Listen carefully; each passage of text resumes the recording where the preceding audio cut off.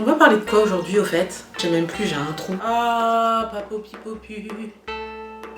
Smell like a flower.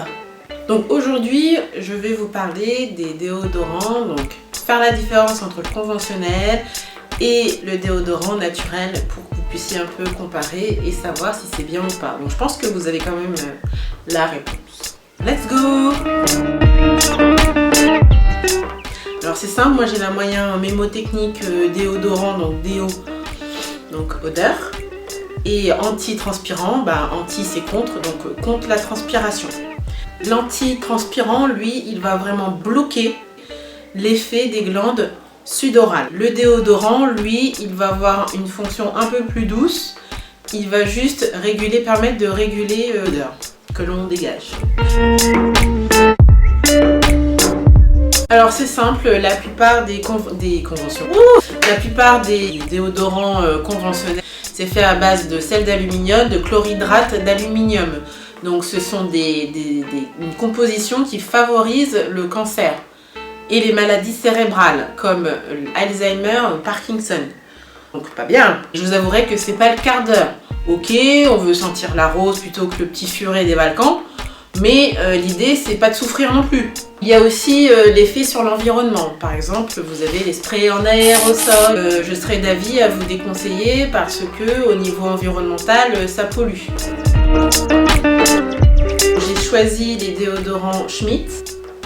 Voilà, Schmitt. Et les déodorants Ben et Anna. Schmitt, donc ils existent en stick et en pot en verre. En termes de temps, ils durent très longtemps. Les sticks, là vous faites vraiment 6 mois et c'est la même chose pour les déodorants en pot en verre. Ils existent pour peau sensible parce que sinon à la base ils sont faits avec du bicarbonate de soude. Il y a certaines personnes qui peuvent être intolérantes par rapport à ça, ça peut faire des irritations donc très attention. Ça peut être un niveau hormonal ou autre, mais voilà, ça dépend vraiment des personnes. Et aussi il existe donc sans parfum pour les femmes enceintes. Pour Ben et Anna, donc ils se présentent comme cela. Oh, c'est une tuerie. Un déodorant paper tube, on appelle ça. Mouvance zéro plastique. Au niveau de la composition, vous êtes du 100% naturel et vegan. Ils sont bien pour l'environnement également, donc biodégradés. Ils durent également 4 mois. 4, il fait soif. C'est pas l'heure de l'apéro là?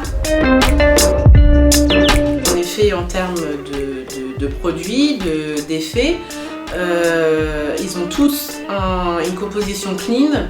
Cependant, l'un propose 2 alternatives, donc le plastique ou le pot en verre. Et l'autre, donc Ben et Anna, le tube, du coup, il est lui 100% recyclable. La pierre d'Alain, la pierre d'Alain dit... Qu'est-ce qu'on se fait à la margoulette? Incroyable. Bon, désolée, mais je déconseille fortement.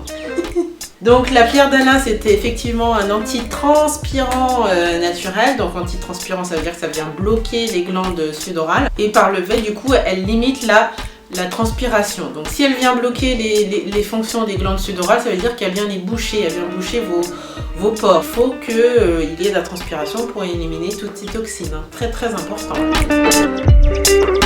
C'est un budget, mais n'oublions pas aussi les bienfaits de ces déodorants. Donc, la composition, leur durabilité, le côté environnemental. Ils n'empêchent pas de transpirer. Plus les déodorants conventionnels, en général, ils durent entre 1 et 3 mois. Donc vous pouvez retrouver ces déodorants, toute la gamme, sur dropshaboutique.com. Et moi je vous dis à très bientôt pour une prochaine vidéo. Elle me tue. Allez, salut.